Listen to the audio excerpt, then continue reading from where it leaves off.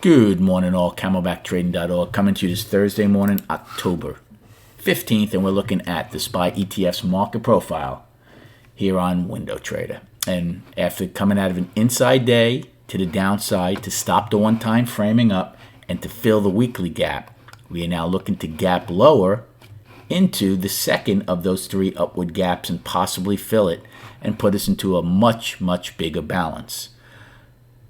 Pretty healthy. I don't mind it. Not crazy about the size of the gap now to the upside, but if we're able to fill the gap from the 8th and start getting some two-sided trade and possibly take back some of this gap, it would be healthy overall for the bulls to come into balance before attempting to go to the high again. So let's go over destinations and a game plan for this morning.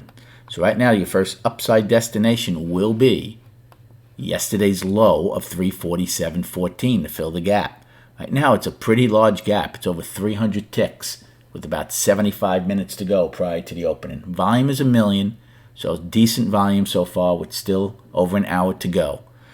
Above that, we have our 9 wide at 348.25. So that was in the lower distribution. Remember, we had a double distribution day yesterday. Then we have 348.55, our overnight high.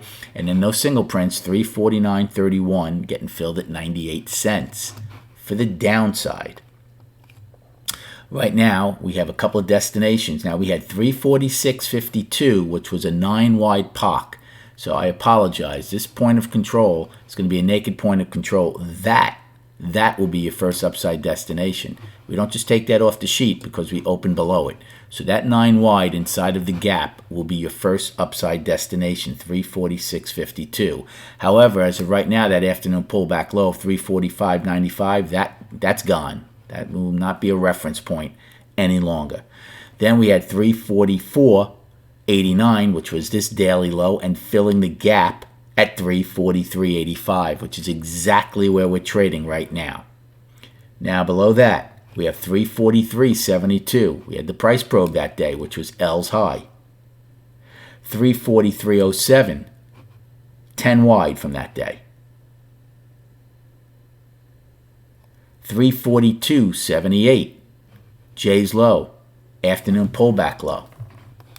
And below that, we have 341.86, which is the daily low from the 8th, and then filling the small gap at 341.63, 23-point gap from October 8th. And then below that, we had the single prints. Remember, we had a double distribution day on the 7th. We've had a lot of double and triple distribution days. 340.23, single prints get filled at 339.88. So, even though it's healthy what's going on with the market pulling back, remember, where did we take off from? Remember the 343.06 level? That's a very important level for me that they want to stay over.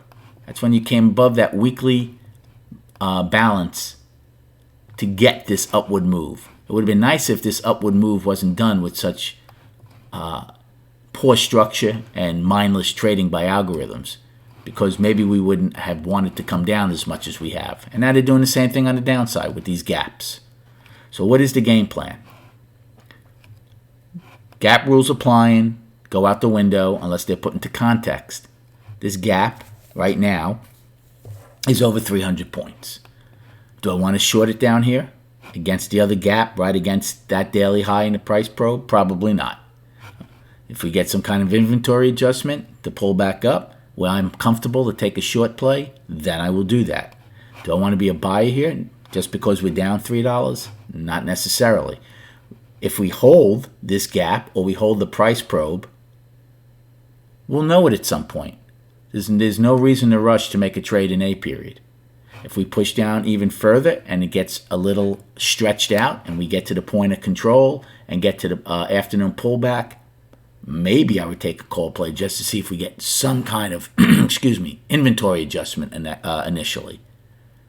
But there is no harm letting A period start to form, looking at what our opening is going to do. Remember how important the opening is. Incredibly important for me. If you're in CamelbackTrading.org's voice channel room, you'll be knowing exactly what I'm looking to do or not do at 9:30 a.m. and throughout the entire trading day. As far as the triple Qs, they're also gapping lower into a gap, but they're a little different. Their 3-day balance, they never took out. Yes, they came out of the inside day, but they never took out the other previous day's low. They're in a 3-day balance looking to gap into a gap. So, let's go to the charts.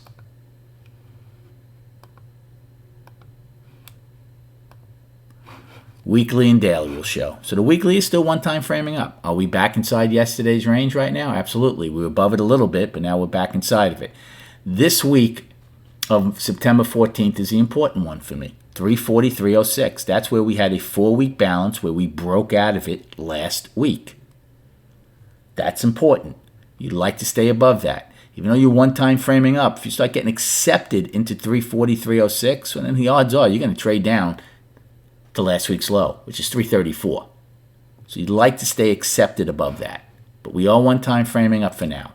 Daily, coming out of a 3-day balance to the downside, looking to fill another gap.